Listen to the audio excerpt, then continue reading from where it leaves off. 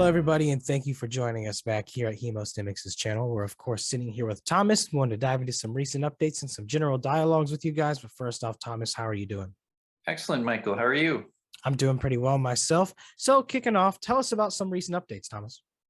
Well, actually, today, Wednesday, we'll have a press release going out after market and announcing a 5 million unit placement, raising approximately $1,250,000. Wow. So that's in the works. All right. Can you tell us what doors that really opens for Hemostemix? Sure. Yeah, it's the next step really to what I'm calling the reboot of the company this fall, and so we'll be using that for general working capital purposes, including finishing off the phase 2 trial. Interesting. So yeah, it sounds like you guys have a lot going on. And Thomas, kind of switching gears to the general meta picture of stem cells as a whole. I was always really curious about this. What catalysts need to happen both for Hemostemix and say the industry as a whole to really see stem cells reach peak commercialization and common use?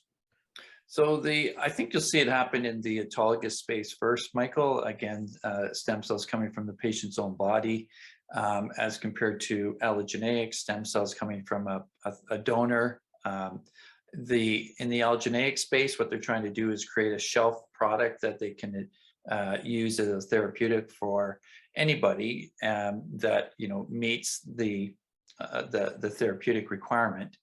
And in the autologous space, what we're doing is we're generating a stem cell for a specific treatment, a specific therapeutic for a specific treatment. In our case, ischemia being a loss of blood flow in the circulatory system, whether that happens in the toes, feet, legs of end-stage diabetics or the heart or in the lungs. And we've had very successful treatments on a compassionate basis. Mm-hmm. Yeah, I mean, it's just a matter of these studies actually going all the way to fruition. And these studies are very important. It's really important to really check all your boxes, dot all your I's, and cross all your T's when it comes to this, because this is how we get things through without worrying about a lot of potential complications. So while the studies do take a long time, they are one of the most important parts of this process.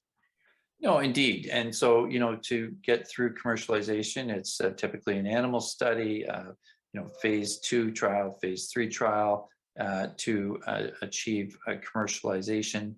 And those are, as you say, the necessary boxes to check in any company's progress. Awesome. Well, Thomas, is there any other updates or anything you can hint to people or tell them what they should be looking out for, say, over the course of the next 6 months or so? Well, again, I think the stock is a buy. I'm going to be participating in this private placement, and I would encourage others to join me in that investment.